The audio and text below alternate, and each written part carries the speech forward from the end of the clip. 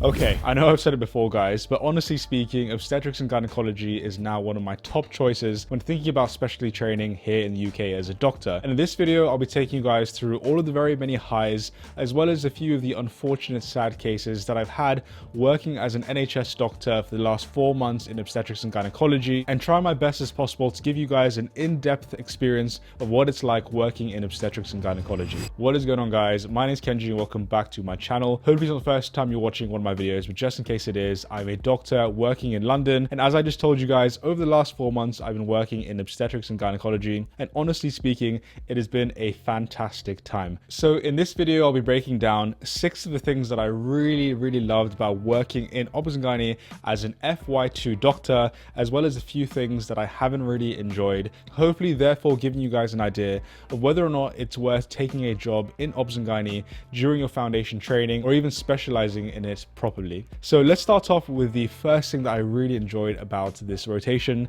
and the first one being the autonomy and also the independence that you experience as a doctor. So when I was in pediatrics and psychiatry, and the vast majority of the other specialties that I actually did, a lot of it was actually very senior led. So for example, when I was in pediatrics, if you see a patient in the pediatric A&E department, every single patient that you see has to physically also be seen or reviewed by a senior doctor, which would be a registrar or a consultant. Now, it's still really fun dealing with children and working with children, but there's a certain element of, autonomy that feels nice. It's nice to have that responsibility and to make real life decisions for your patients. But if every single patient that you see is going to be seen by a senior anyways, then the plan that you make for the patient is in a way sort of redundant, even if your plan was correct, and you don't feel like you have that independence that is really nice and that you want to nurture as a junior doctor. So the same case goes for psychiatry. Because I'm not a psychiatrist and I'm not a specialist in psychiatry, whenever I saw a patient,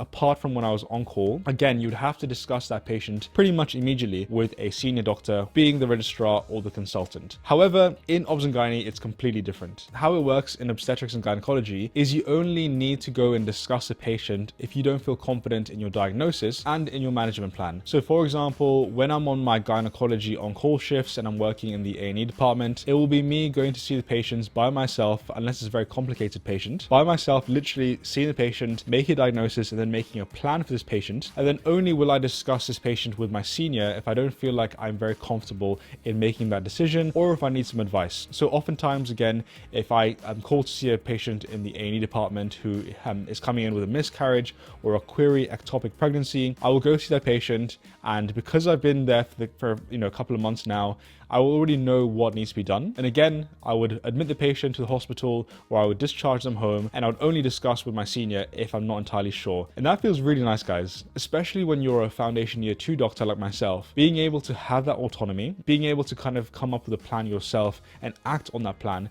makes you feel really good and really enjoy the specialty. And it's the same case with the rest of obs and gynae. So when I see patients in the maternity assessment unit, or on the early pregnancy unit, or on the gynecology assessment unit, again, I'm running the ward rounds myself, I'm seeing all the patients myself, I'm making decisions by myself, and the vast majority of patients I see don't actually get reviewed by a senior doctor unless I request them to, and if I'm not entirely sure of what to do. And at first, when I started off with obs and gynae, this was quite scary because mothers and babies are completely different. So as a random example, if a mother after having a C-section has a CRP of 80, no one actually bats an eyelid, no one cares. But if you're on a pediatric ward or in a medical ward and one of your patients has a CRP of 80, everyone will be like, oh my God, we need to start them on antibiotics straight away. We need to discuss them with our seniors. And that's just not the case in obs and gynae because the patients are so different.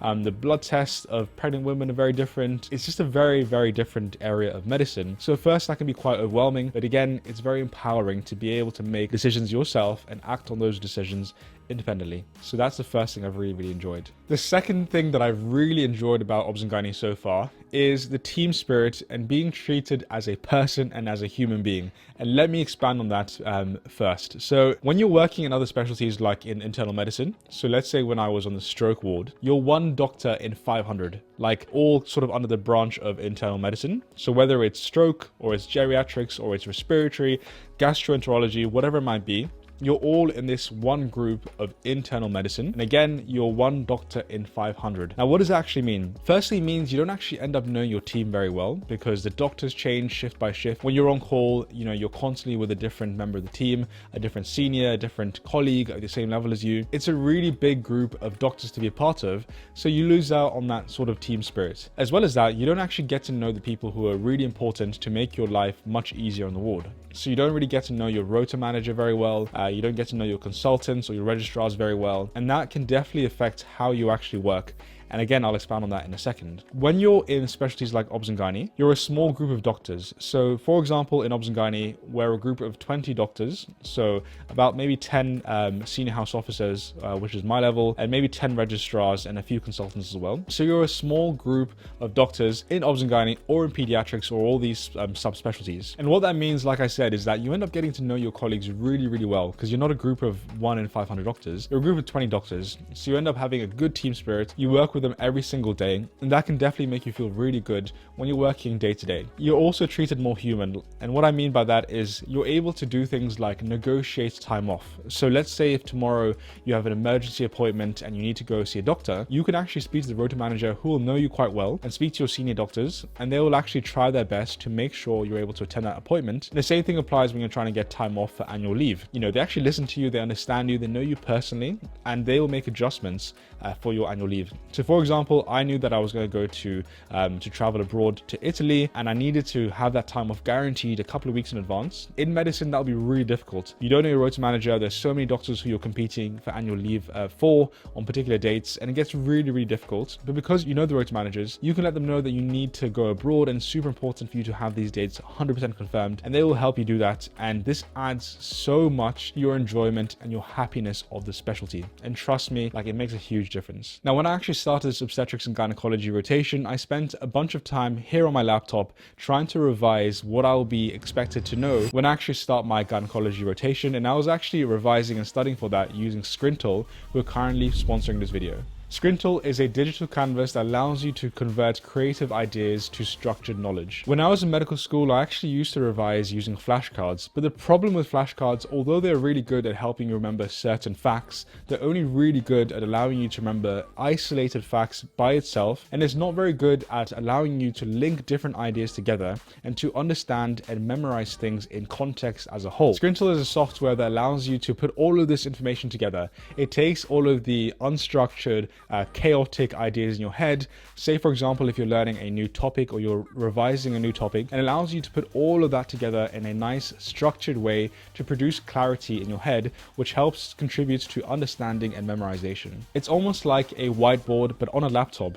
It's a visual note-taking system that allows you to put ideas together to link different concepts by using a canvas, boards and cards that you're able to create yourself. I really like how Scrintal works because it's really good at allowing you to scope the entire subject. It allows you to test yourself and to make digital notes that are really easy to revise in future. So for example, I in particular wanted to revise how to actually manage miscarriages and pregnancy. So I actually used Scrintal, I brought that up onto my computer, and I started to create a board and create certain cards that allow me to expand my knowledge. Now, after a few minutes of using Scrintal, I actually had a nice particular canvas that had symptoms on one side and presentation of how miscarriages present. I then had another card that allowed me to expand on management. And the really cool thing is you can open up these cards and individually add as much information as you want. So in that particular case, I actually added a bunch of symptoms that present with miscarriage. I then moved on to a separate card where I was able to expand on how we actually manage miscarriages as doctors. And then finally, after 20-30 minutes, I zoomed out. I had a nice board on Scrintal with a bunch of cards that allowed me to understand how we manage miscarriages in pregnancy in a structured way. So all of my thoughts went from being extremely unstructured to then having a nice board, a nice summary that allows me to understand and memorize this for future. One of the other amazing things about Scrintal is you're actually able to work collaboratively. So if you and your friends, for example, are revising a certain topic, or maybe you're working on a presentation together, you can can actually invite each other and work together to create Scrintal boards and ideas collaboratively, and that is a really unique feature that I haven't really found on many other apps out there. Aside from studying, you can also have different boards on Scrintal that allows you to nicely organize your life. So for example, I have a daily notes board where I have all of my week, sort of outlined. I use that day to day as well, which is really, really nice. You can also create random stuff like brainstorming boards where you can click on it and have templates where you can brainstorm ideas instantly. You can also have reading boards where maybe you're writing an essay and you have a bunch of different articles that you need to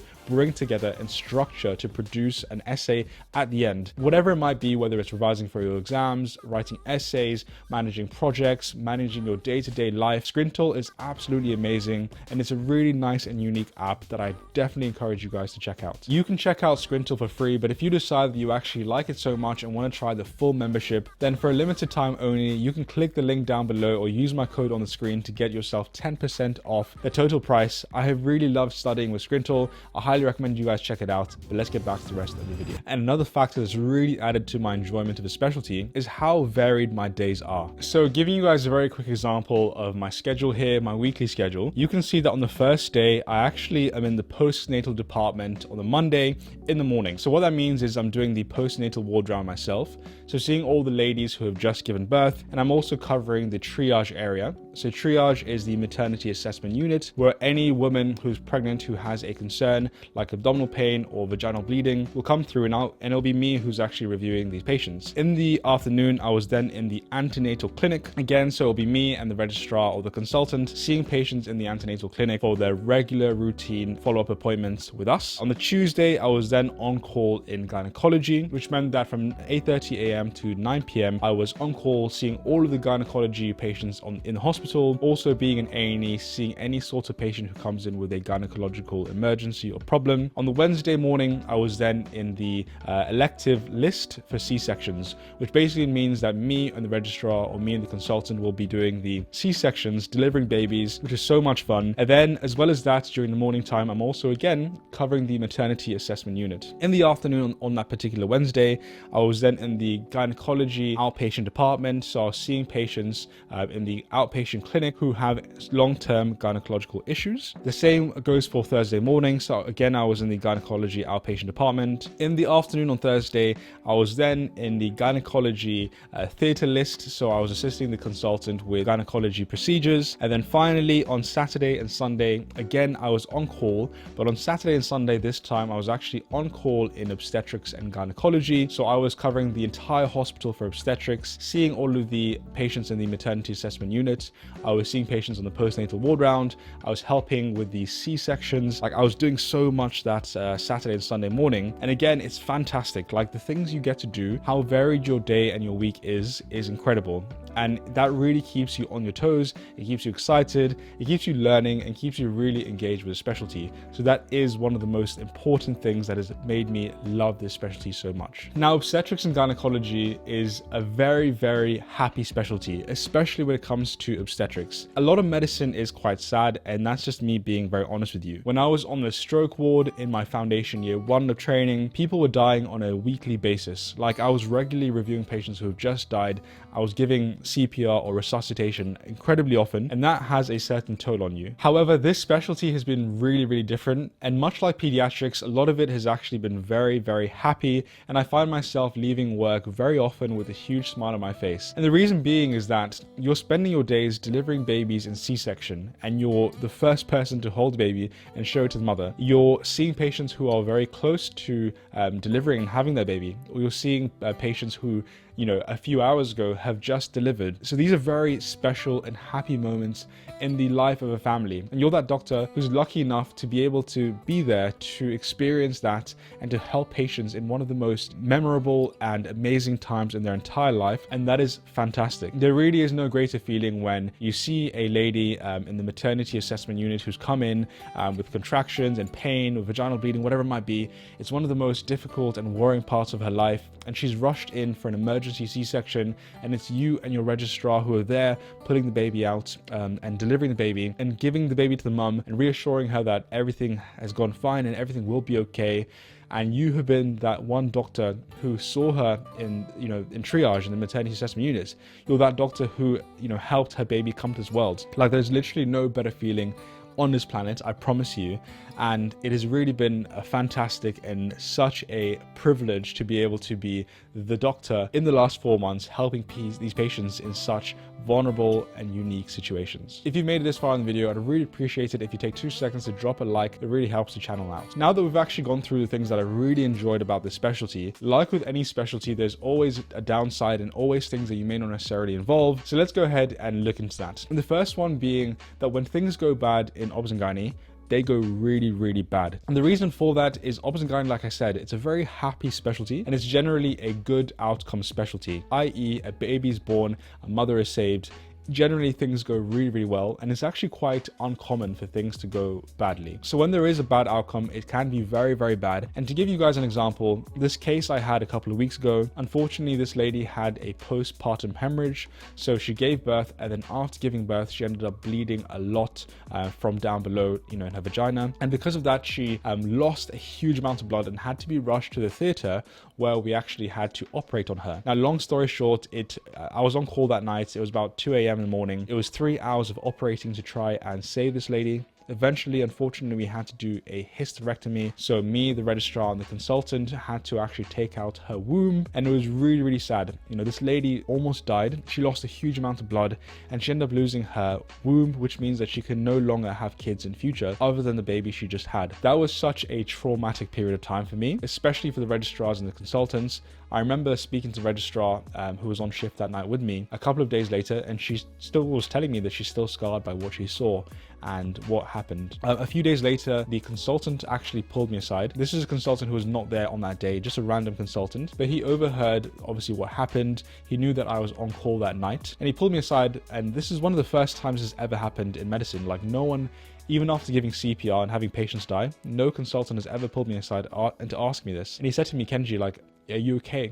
Like, are you fine? I know that what you saw was quite traumatic. Like, how are you dealing with it?" And I said to him, like, it was a difficult shift. I'm not gonna lie to you. It was a very, sad outcome. But, I have just come from psychiatry. So I was sort of already primed to seeing patients in such difficult positions and, patients wanting to take their life or who have just taken their life. Incredibly sad. And when I told him that, he said, "I understand what you mean, Kenji. However, in psychiatry is almost an assumption that things will go wrong. Like, in psychiatry, we understand that it's not uncommon for people to, want to take their life or to not want to live anymore. However, in obs and gynae, it's very different. Our patients tend to do very, very well. The outcomes are very positive. So when something goes wrong, it can be very traumatic for the doctors." I understand where he's coming from. A lost life is sad in any specialty, in any regard, but it's a bit different in obs and gynae. When I was working in stroke geriatrics, I was, oftentimes seeing patients who are 90, 95 years old who would pass away, and that would be incredibly sad. Of course it would be. But you would know that this patient, after getting to know their family, you would know this patient had a good life. They had a long life. They had a good amount of time with their family. And we know that eventually, when we get into our 80s and our 90s, we know that one day we're going to die. It's very different to a mother who's 22 years old, losing her womb or passing away. It's very different to an unborn baby or a newly born baby to pass away. That's a different mentality. These people have not had a very long time to live. A child is so innocent and they may have only had one day on this earth. It's quite different. As I said, any specialty, anyone dying is very, very sad, but it's been especially difficult to deal with being on obs and gynae, and that's the first thing that I really have not enjoyed as much. The next thing that I have enjoyed to some certain extent, but I'd say on the majority haven't really enjoyed, is the high stakes in obs and gynae. Now, there is nothing more nerve-wracking than watching or helping your registrar or your consultant pull out a baby who's been really stuck inside, and you're doing a C-section and you're really trying to get that baby out, and the mother is bleeding, the baby is becoming hypoxic because they're not getting enough oxygen. In those moments, it feels like time is honestly slowing down. And I've watched so many, I've actually been, involved and have assisted in so many C-sections already that are incredibly difficult, where the patient maybe, bleeds more than we expected. Maybe the baby, is not coming out. Maybe we have something called placental accreta, where the placenta of the baby is abnormally attached to the mother's womb. I've been in so many high pressured and high stakes scenarios in obs and gynae, and that can be incredibly stressful and nerve-wracking. And it's quite different from other areas of medicine. So when I was working in internal medicine, even if you're called to an emergency and maybe a patient is, has a large loss of blood from their you know, their anus, for example. Maybe this patient is bleeding so much from an operation they had. In those circumstances, it will take a good couple of minutes for this patient, you know, to die. In those minutes, you have time to do things. You can, you know, give them a blood transfusion. You can give them some fluids. You can maintain their life for even longer than that. And oftentimes, you're not the only one there. You can make a call and put out an emergency call,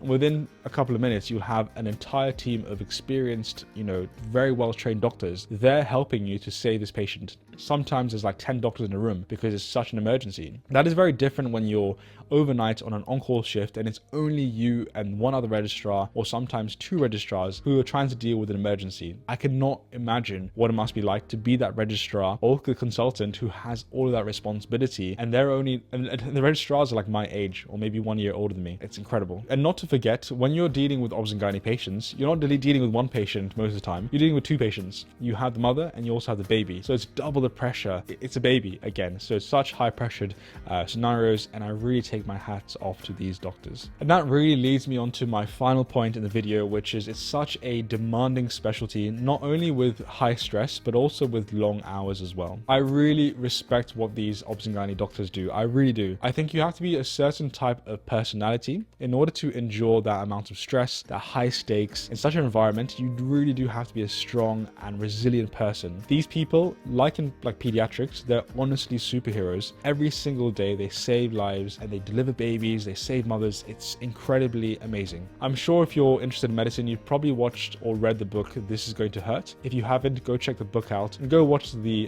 documentary on BBC iPlayer. It's a fantastic book, and the author of that book, he takes us through his journey in obs and gynae, and he eventually you know, tells us why he left obs and gynae, which is a day where unfortunately I think a baby nearly passed away and he just couldn't deal with life anymore. It was incredibly difficult, and that's what they have to deal with. It's also long hours, so I normally start either at 8 a.m. or 8:30 a.m. or work until 5 p.m. on a standard day, but oftentimes I'm on call 2, 3, sometimes 4 times a week, doing, you know, 12.5-hour shifts in such high pressured scenarios. It's crazy. Finally, litigation is so high in obs and gynae. You know, it's really unfortunate, but say for example you're pulling out a baby and you're trying to save the baby's life, and unfortunately you scrape and, you know, cut the skin because you're using forceps to try and pull that baby out. You get sued. Honestly, it's one of the highest areas of litigation of any medical specialty. That can be quite like sad. I have a lot of doctors, a lot of colleagues and consultants who are like, you know, I've just saved this baby's life. Yes, I made a mistake and I cut them by mistake, but I have saved their life. And a few weeks later in the post, they get complaints from a patient, and, you know, they're threatening to sue them because they, you know, accidentally scratched the baby, but they have saved the baby's life and they did what they had to do. Like, that's a whole entire rabbit hole